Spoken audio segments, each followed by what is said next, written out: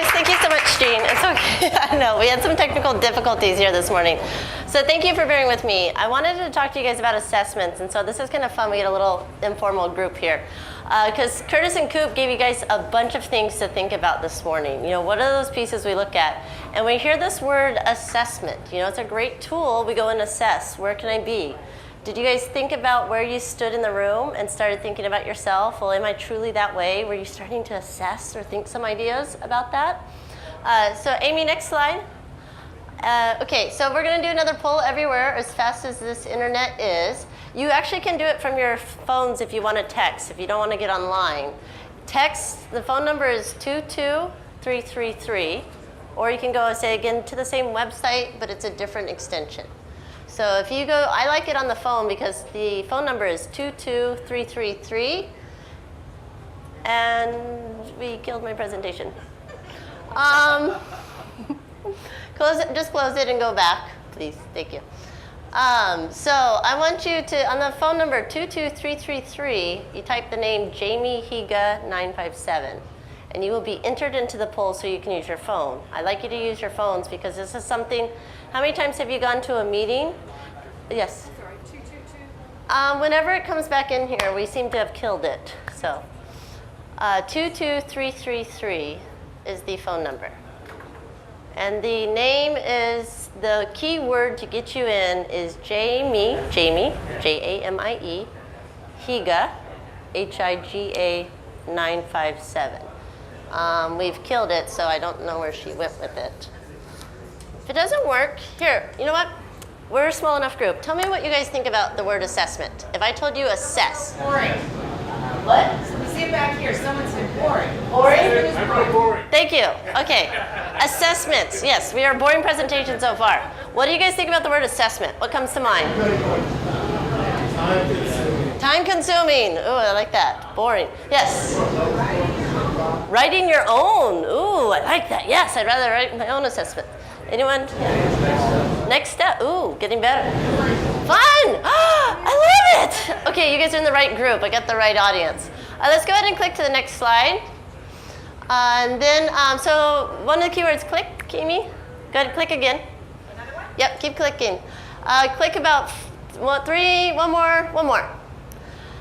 These are some thoughts I heard from people when I asked them about assessments.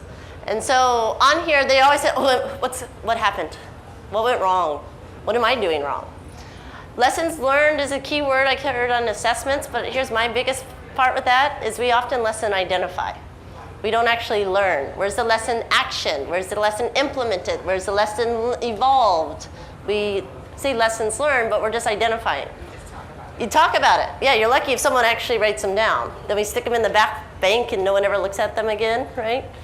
The other one piece here, I found this quote, some research, they said 80% of what you get out of lessons learned, in fact, is negative. It's a blame game, right? You hear those words come up. So go ahead, next slide. Definition assessment, go ahead, click.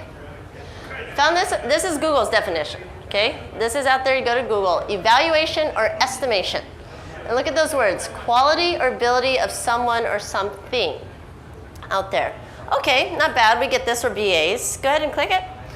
I'd like you to think about this idea, this as a growth plan though. I want you to rethink assessment maybe in a different lens. Click one time real quick. What we got, oh, go back.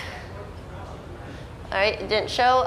Growth plan, a springboard, an idea generator, a game changer. The assessment, I liked it, we had fun over here. What is that insight, that knowledge, something I didn't know before, but then it's not about what I got with my assessment, it's what I do with the assessment. Here is, you've got this opportunity from an assessment perspective to rethink what do I have and what could it be? Versus, here's what the criteria, right? We're BAs, we want assessment criteria down the left side. And then we go through with our little checkbooks, right? Did it meet it? Vendor assessments, right? Love it. Are they good? Are they bad? Did they meet them? Let's think about what did I learn and what can I do with it? Let's think about, you want to talk the next gen stuff, these evolution at Amazon? They think about what was and how are my ideas making those obsolete? They're taking this idea of assessment as not only just what is it and how well it's doing, but where does it launch me to? It's driving you to this. I'm going to walk you through these kind of 5 ideas here in the next few seconds. So go ahead and click slide now. Next slide. And go ahead, hit another one. And one more click. Read this, that one of the stats in business analysis, they said 90% of us do assessments. VAs, even PMs were grouped in. They did some of the survey knowledge on here. So okay, a lot of us do assessments. So it's common, we've heard some good thoughts on it. Click it again, and then one more time. 75% of us actually do analysis after it. We're business analysts, not just business collectors. We're project managers, okay? We're not just product identifiers. This thought on only 3/4 of us, that means the 4th person at every table just gets the data. They don't do anything with it.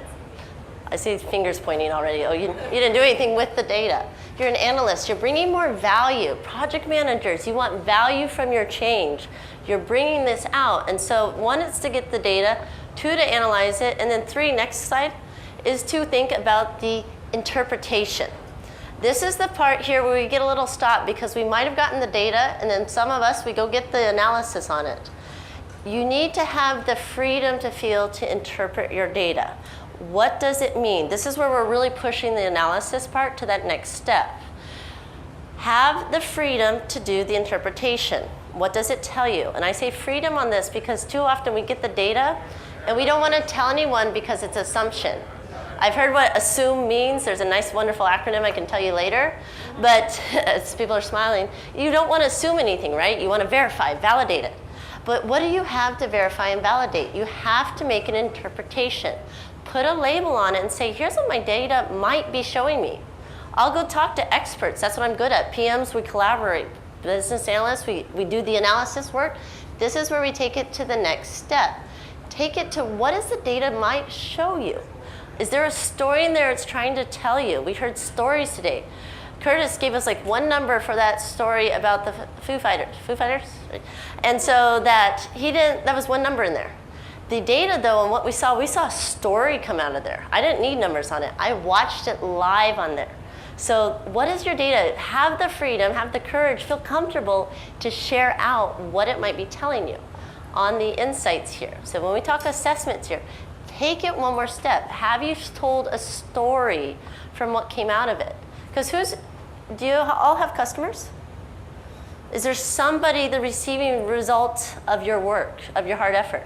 I know I don't just do work to exist.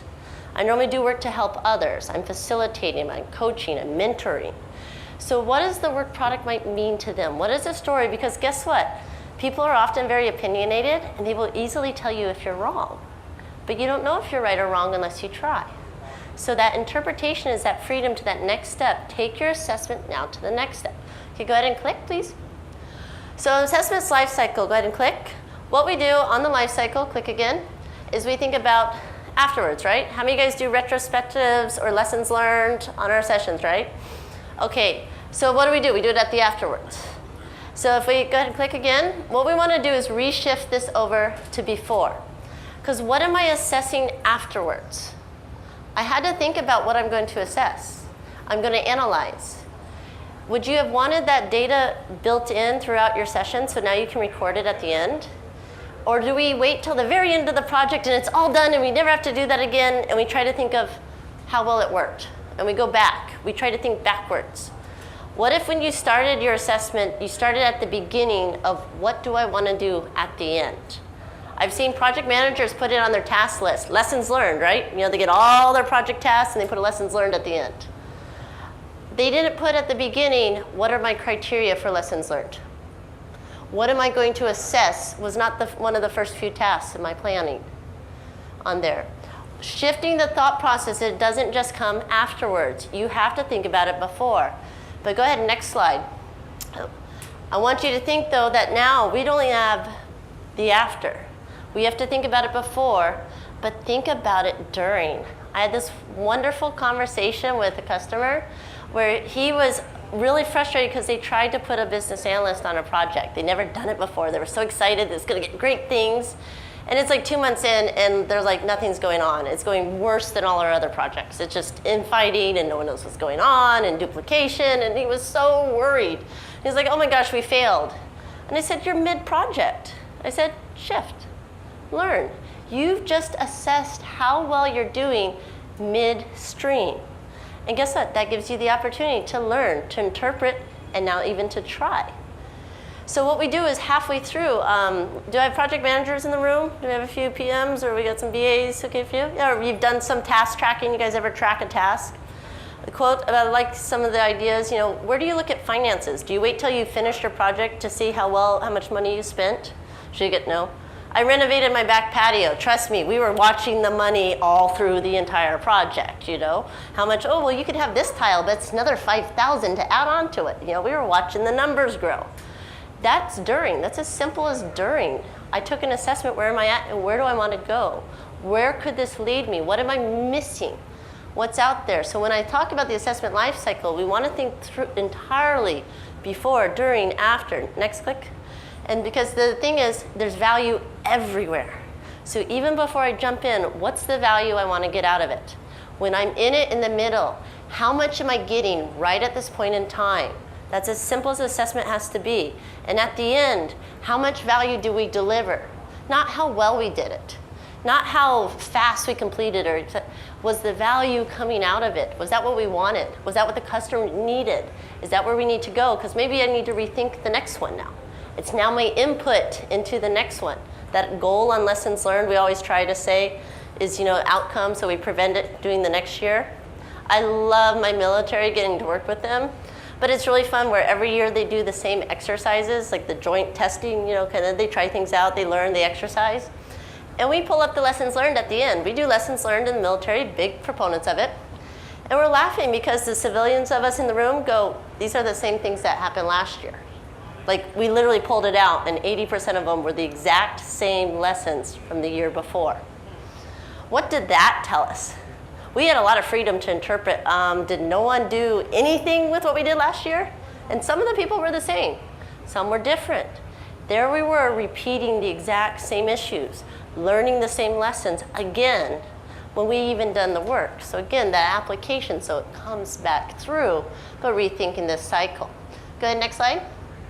So some questions I've gotten here when I talk to you about this approach. So click. What happened that caused the issue? This is always what we do, like retrospectives, or we're looking back. This is at the end, right? We think back with what happened to cause the issue.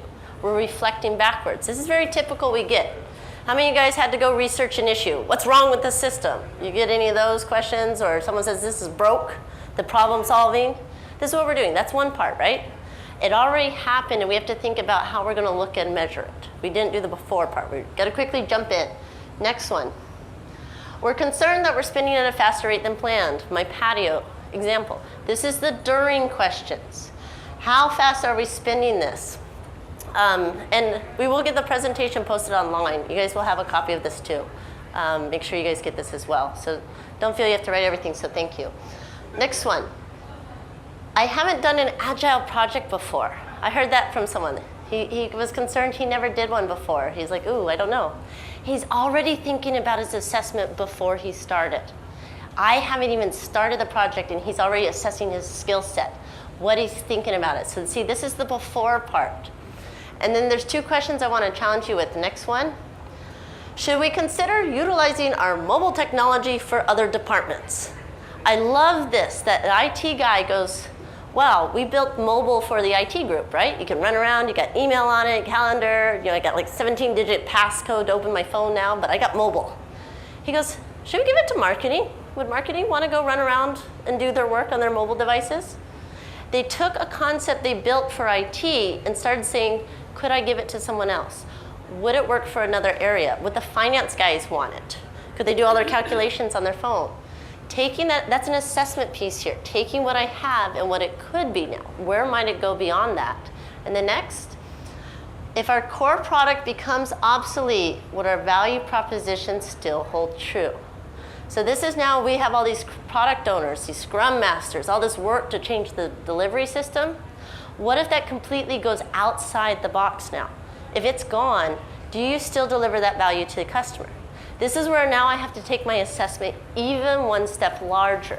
So I wanted to give you kind of some context here to think about where you find yourself doing lots of assessments and where I might want to rethink or look at and expand to go further on my type of assessments. Because go ahead, next. And then so I wanted to introduce you to these 5 types of assessments, what I call them. That scope of the questions, click the first. First one is what we do, retrospective. We're very comfortable with that, looks back.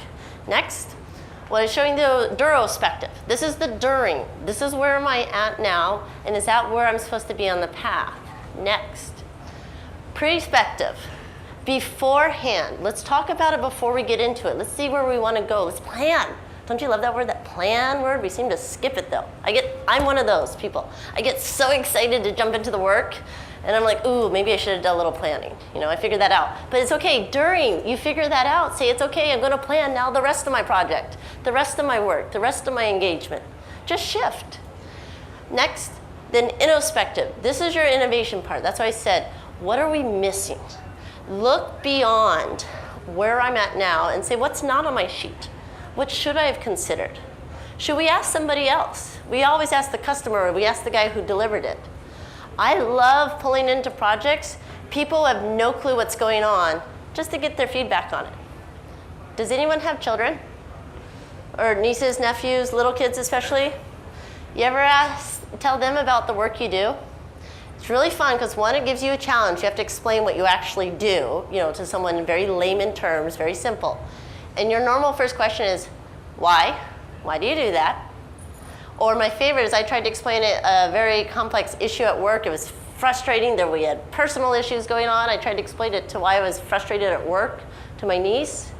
And she goes, well, that's stupid. Just fix this and move on. And what's the problem? Like, she didn't see a problem. She goes, no, you just fix it and you keep going. And I was like, how is it that simple? Okay? It's just simple pieces here, but that's the idea on introspective, is take a little childish approach to it and think like a kid. What's not on here that as a kid I would just naturally grab it and go? Business, we overanalyze. We get into analysis paralysis, think beyond it. And then last one, click please. Click. One more click. Thank you. Okay, and then this is your NextGen Assessments, as I call it. This is where you have been completely obsolete, and I have to think beyond that.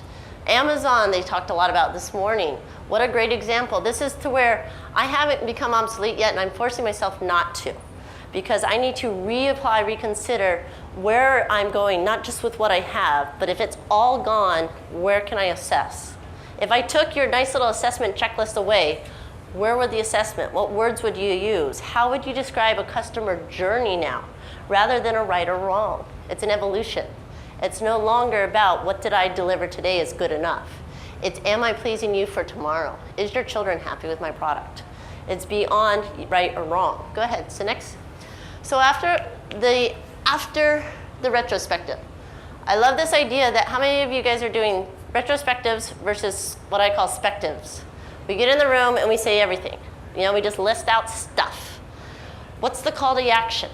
What's your action plan? Who's going to implement it? Are you going to come back and see how the implementation of that change happened? Are you going to then remeasure? Has anyone ever done a lessons learned and looked at the project a year later and see if the same lesson learned exist? Or the product, sorry? I actually put out an email invite and I said 6 months after we launched a product, I went to go back and see the people, the group, how it worked. And I got questioned, he goes, what's this meeting for? Our project's done. I'm like, I know the project's done, but I want to hear how it's working for you 6 months later. And when everything we closed out the project really good, I went and talked to him about. I said, tell me how it's working today. My favorite example, you want to talk about retrospective versus spective? We had a project where we had to deliver iPads for facilities. They fixed the buildings, so they had to use their iPads to look up mark that they fixed the complaints. You could log a complaint, light's broken. They'd go fix it, they mark on the iPad, light fixed, and they'd track all their work orders. It was, we thought, pretty simple. And I wanted to do more analysis up front, and they said, no, we're good, we'll just do it. So I went back 6 months later. We launched 1,000 iPads out to this group of facilities. I said, how's the iPads going? Are people using them? Did they like them? And he said, oh, the iPads are all in my back closet. And I went, why? What's going on? Is that permissions? They got to check them out? He goes, oh, no one used them, so I just started collecting them here. We might read them for the meetings. And I said, what do you mean no one's using them? Oh, we don't have Wi-Fi signal in all the buildings, so we can't use them. because they bought Wi-Fi only enabled iPads. So there we were, the project was successful, right? On time, we were on budget, on scheduled, on scope, delivered 1,000 iPads to facilities. 6 months later, not one is being used for that work order system. So how is that a good project now? It was not a good product. We didn't think about it. What was the goal? The goal was to make the work order systems easier, not the goal to deliver iPads. So it was a piece on there. So how are you guys looking at your retrospectives when you go back and do them? Next slide. The during. This is the idea of doing lessons learned throughout. I always bugged my project managers. They're laughing at me that we're in planning. I'm like, where's your lessons learned? Where do you want me to capture this? And she's like, what do you mean lessons learned? I'm like, well, we're learning stuff right now. Where do I put it? Where do I tell people? Do you have 5 minutes at every meeting that I can share a lesson learned? So I mean, the whole life of the project, I want 5 minutes for every meeting you schedule for a lessons learned discussion. Because we're gonna learn right now. We don't learn at the end. We're learning constantly while you're on a project. And always ask why. That question about value, has anyone, how we heard earlier, we said you've been on a project and you go, why am I doing this? Do we have any clue what value this is delivering to the organization? Ask it constantly. If the work you're doing is not producing value, you might have some questions there. That's the during. That's as simple as during has to be. The before is now we get into the prospective. Why do the assessment in the first place? I had someone talk to me about his agile team and how he couldn't get them to do the retrospective. 2-week sprints, they were not coming to do the retrospective. They were declining, they weren't spending the time. And he asked me, Jamie, how do I get them to show up to the meeting? I said, well, did you give them a goal? He goes, yeah, the goal is we have to do retrospectives at the end of every 2 weeks. We do them. And I was like, okay, well, why? You know, I wanted that next step. And I asked them the question, I said, and whose goal was it? Was it your goal? What about the team's goals?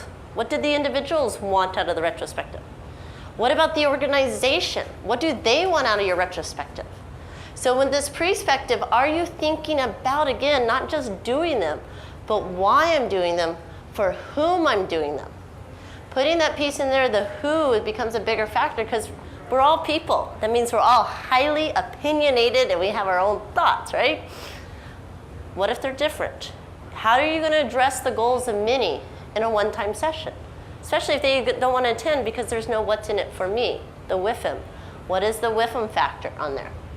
Next slide. So that before thinking though, now you can see this leads to that pre-before discussion. This is where we talk about introspective. And that's as simple as asking, what isn't being considered? What might have we missed? You ever have a good PM, he sits there, he goes, okay guys, what are we missing? What's not here on the list, right? That's as simple as thinking beyond it. You know what? We could probably use this for something else. Let's think bigger than just the work we're doing. Let's think about what's not on there. Can I try to speculate my customers' needs before they ask for them? You ever try to do that? You do some role playing, we might do some scenario based. That's great ways to think beyond. Not just here's the list of requirements, but okay, let's think, is this solving the needs? Can we do more with this? How do I take this to a higher level? And then what do we measure if we're innovating? You know, I love that word, innovation. Everyone likes it, they like the buzzword, right?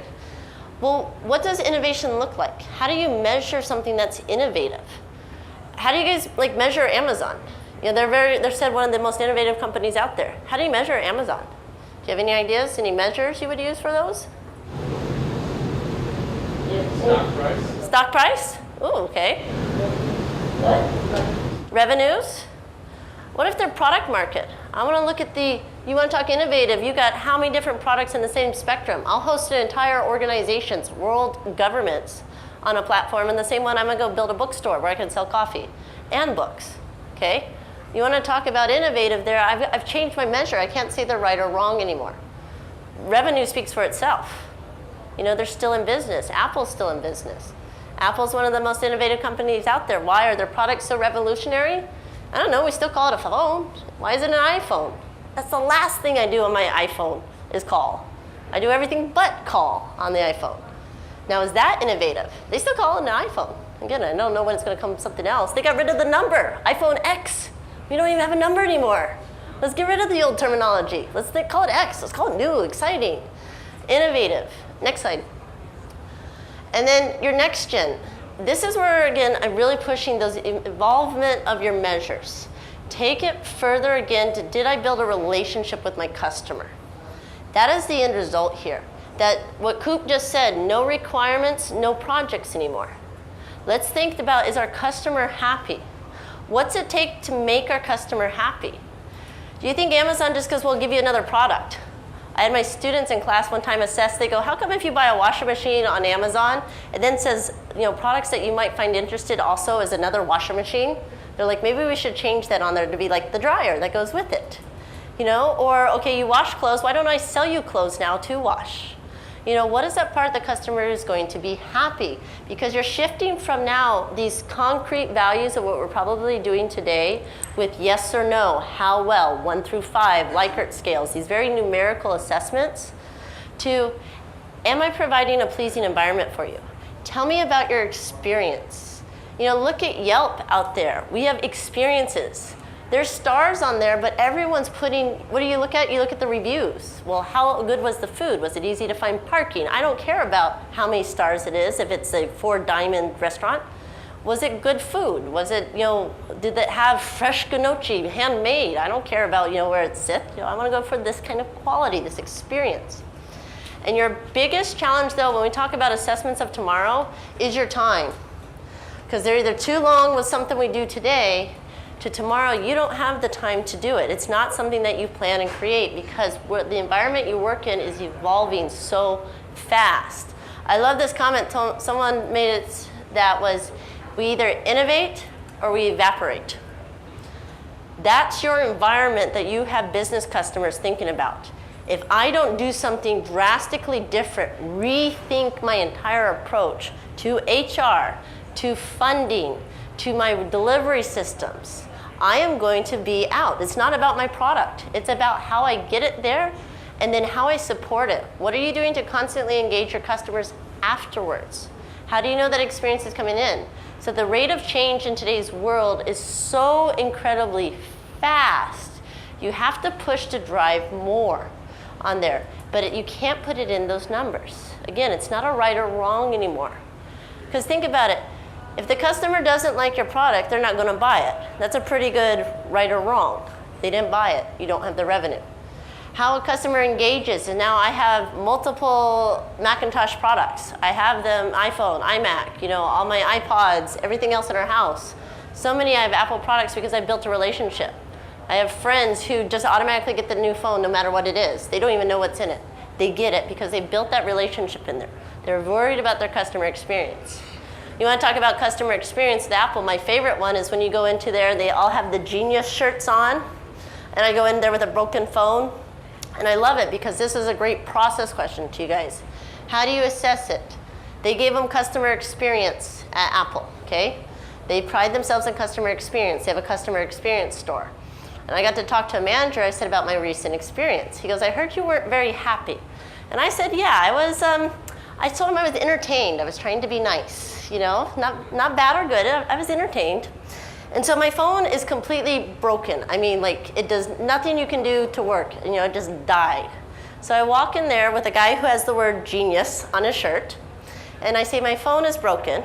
I went online and made an appointment so I could come to your Genius bar and fix it. And he's sitting there and he goes, okay, well, did you check in? And I'm like, no, where do I check in? He goes, well, on your phone. And I said, the phone is broken. I came to fix it. And he's standing here the whole time with genius written on his shirt. I'm loving this. And I said, the phone is broken. He goes, well, you have to check in on the app so we can see you at the Genius bar. And I said, okay, here, you do this. And he sits there and he goes, well, it doesn't turn on. And I said, no, that's why I'm here. Again, I'm loving having this conversation with the genius the entire time. And he goes, oh, well, we'll see if let me look you up. And he sees me on his list where my appointment is. Oh, you're 2 minutes late. We passed your appointment. So you have to re-sign up for another one. And I'm sitting there going, I'm really going, ooh, okay, my smile is getting harder and harder to maintain here with the genius I'm talking to. He goes, well, I'll put you in and someone will be out with you in a few minutes. I'm like, okay, not bad, I'll wait a few minutes over here. He goes, I said, well, where do I go? He goes, oh, don't worry, they'll text you. And I'm like sitting there going, this is just lovely. And so there was someone who went through his customer service level, his process map, and here's what we'll do. This is how we contact you. This is how you come see us, and was following it. And he was being polite about it. But no common sense, I heard as a question. But that thinking, what was the customer experience there? Versus he was providing the solution, right? I'm gonna fix your phone. Here's our Genius Bar. We got it all set up. It's fabulous. But what was happening to me? I was ready to care less for the phone and just go buy a Samsung down the road. Forget this. This is end of story. However, my customer loyalty to Apple and Apple products versus that individual was the conversation I had with their manager. He goes, oh, I heard you're having a little trouble out here. I go, yeah, it was kind of interesting out front. And he got a big kick out of it. And he goes, yeah, there was definitely some discussion and training elements there. But he was actually really open to it and wanted to know, what could I do to keep your relationship? I got a discount that day. I will tell you, I got a very big discount that day. Because he said, I want to keep you in part of our family. That's the part where how is he going to measure that day's sales goals versus the customers he has? Because now he worries about that evolution of how do I keep her coming back, not for customer service, but then what else we do to provide for her. Not that she wants a phone. She's got a phone. Why do I need another phone? Maybe I want to upgrade. What else is out there in that environment of the suite? We can bring her back and keep her in the family. So that's the idea when we're talking about this evolution, taking it beyond that into customer store. I say, I love that one because, again, bright blue shirt, but the only word on it is genius. Are you thinking about your customer experience here? That's the driving here when you hear no requirements, no projects. Okay, click. I think we should be good. So this assessment spectrum is one of the key things I want to leave you with when we're talking about assessments here today. I want you to think about, we've talked through this retrospective, durospective, prospective, ineffective, NextGen. These terms that I have here, because that's the idea of where are you at again in that spectrum. But to go then from measure and analyzing to interpretation and driving the action, that's kind of always our first big one, to taking it to learning, growth. Now that you've learned, how are you teaching others? Do you think about that? You've learned something on a lesson learned. What did you do to educate the entire rest of your team? What did you do to educate the entire rest of your company? What did you do to educate the entire rest of your organization, your community? Taking those things I learn at work, how many times do you apply that to nonprofits and go, okay, this is not how we're going to do it, people. This is not the way to do it. You've learned all that. Teach them, grow it, collaborate with others, and then definitely your evolution. How have you evolved? Again, not a measurement of I got from here to here. How am I evolving everything that supports that delivery system? How am I evolving my own practice? And when I say evolve, it's not, well, oh, I learned a new skill. Did you evolve how you apply that? Did you try it in a new manner? Did you go to that kind of next step there? All right, good, next slide. Okay, so this here, I have my contact here, I have business cards as well, but before I get into this stuff, was there any questions so far? This is a nice little closed group because I can ask questions. I have one little shameless activity here, so since you guys have been so diligent. Yes? You made a comment that nonprofits. So the question that I have now is innovation is great because this is meant to be everything beside each other. When you have to sell a social program, new ideas, and you have to do that yet you might have to sell that to actually rank. He talked, like you say, nonprofit side questions. So if we're talking about innovative, great if you got money flowing in, right? Like the R&D teams, they can try stuff. I've personally been on nonprofit boards. We have no money, okay? And we're trying to provide products, services. How do you sell that? How do you get that innovation on there?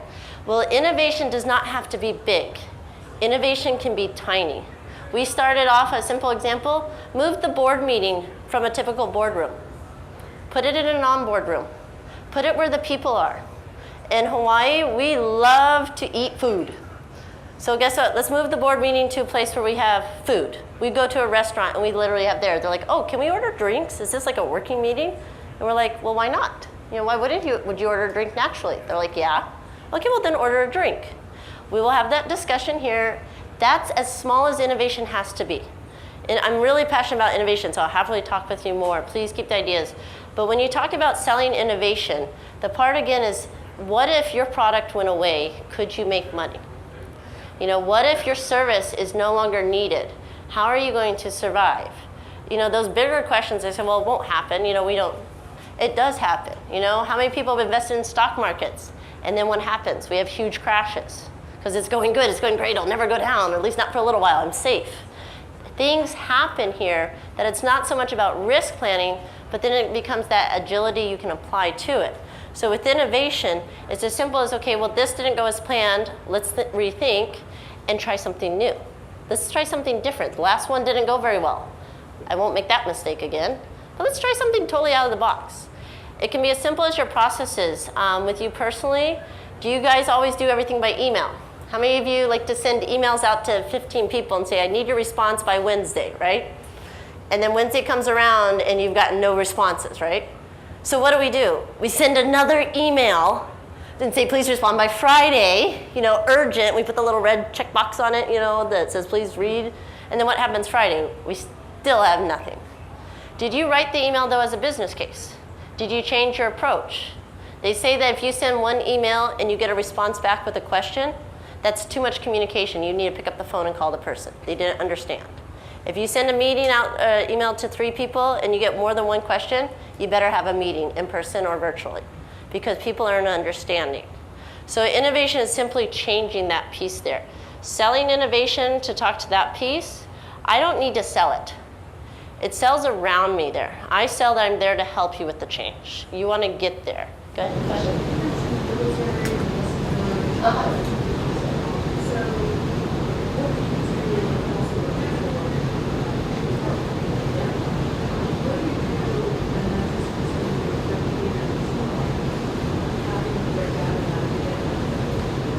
Question was like the lessons learned, how you come back the next year and there's exact same lessons learned and it just the behavior repeats. How do you break out of it? Well, first part I would say is, what is my behavior?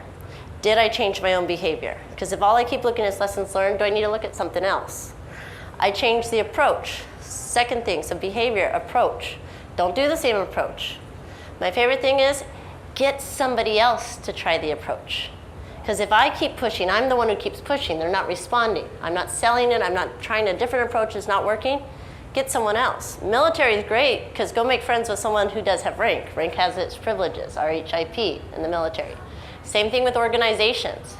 It was as simple as did a lessons learned and I got people into the room.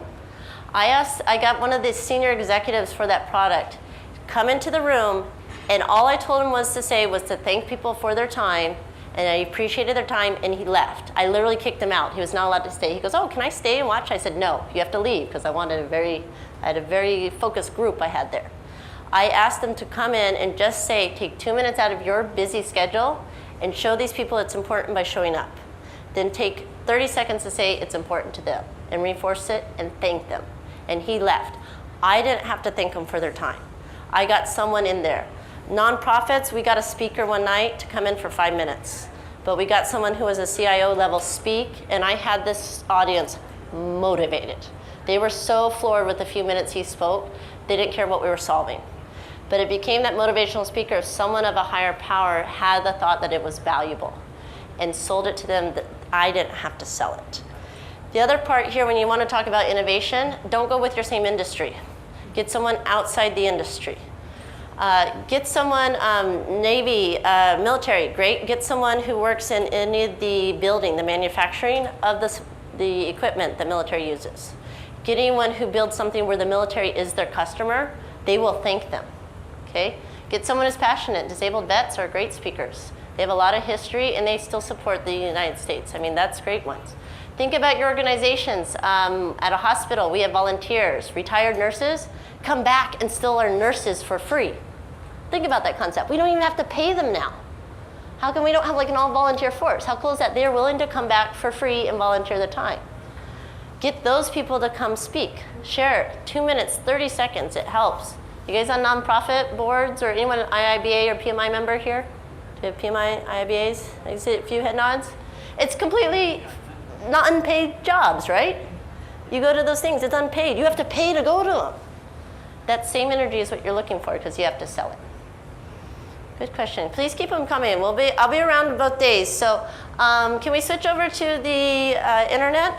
Pull out your smartphones. This is where I have the fun one with the game and prizes since you're being here. All right. Thank you. Okay, let's go to this. All right. See if I can get this to work. All right, so get out your smartphones and you want to go to kahoot.it. Am I still on? Okay. So kahoot.it, and then you're the right spot because it'll ask you for a PIN. So on your smartphone, you know you're in because then it will ask you for your name, and you can come up with any name you would like to call yourself, having sat through an early morning session in New York City about assessments. Enter, oh, please keep the names politically correct. Minor detail here, please, please, please. Keep them PC, this is PG-13 and above. All right, we got supernovas, more. Okay, thank you, Yoda. All right, let's see, I got 2, 4, 6, 8, 10, 12, 14, 16. Let's see if I can get at least 15. Can we get up to 15? C-Bus, I'm in. So I got a few more. I know the Wi-Fi can be a little shoddy sometimes. You should be confirmed. What you're gonna do here is we're gonna show questions on the screen. You're gonna pick the right color answer on your phone.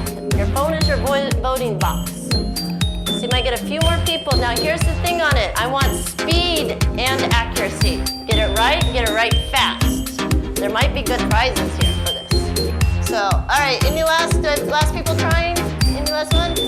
Last call? All right, let's start this.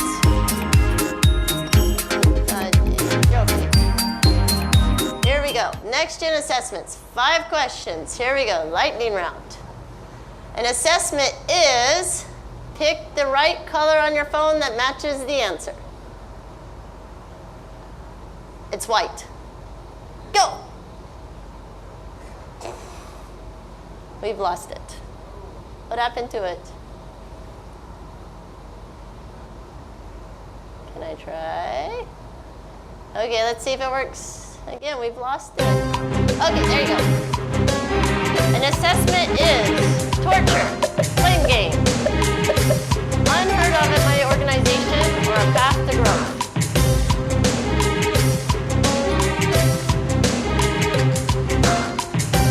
3, last one. Good answer. It is a path to growth. All right, we're doing good. So right now, Hooter is in the lead. All right, let's come on, Yoda. You can do it better. After you've analyzed data, we want to consider what insights we can find, how bad the data is, our lack of analysis skills, the organization's past performance. All right. Fastest fingers go to Hooters still. All right. We're coming in. Up there I am. The assessment life cycle includes right, wrong, and should be. Red, white, and green. Red, yellow, green. Before, during, and after.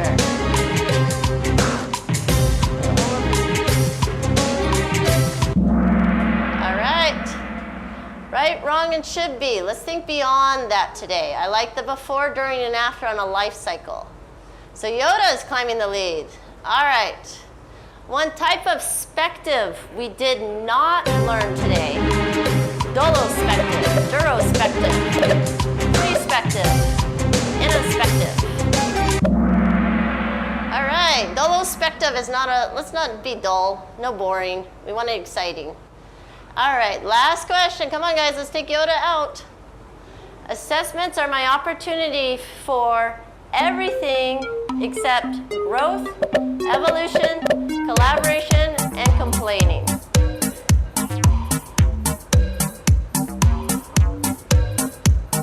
Last vote. Number 11's out there. 3, 2, 1. All right, so we don't want to be a blame game. So, Yoda, I'm in.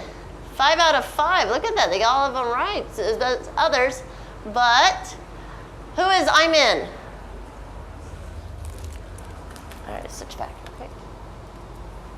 Let's see. Does it go back to the presentation? Okay, if it goes back to the slide. Here, I'm in. You're in front. He's a proud winner of some Hawaiian chocolates all the way from Hawaii for you. All right, guys. I'm on LinkedIn. I have business cards. Please let me know if you have further questions. We have a little time left before your next session. So I'm here to discuss. Oh, it's still making noise. So it's supposed to go back to the closing slide there. The slides will be posted so you can have for reference. I appreciate you guys' time and your feedback here this morning. If you have any more questions, though, we have time to talk. Oh, one more. Where will they be posted? On the Project Summit BA World, you have to log in, though, with your email you registered. Then you will find all the downloadable PDFs for the presentations. So all the presentations today should be on there. So if you guys have any questions, please hang around, talk with me. Else, there's wonderful vendors out there. There's lots of other sessions. And I'll turn it over to Jean for any last comments real quick.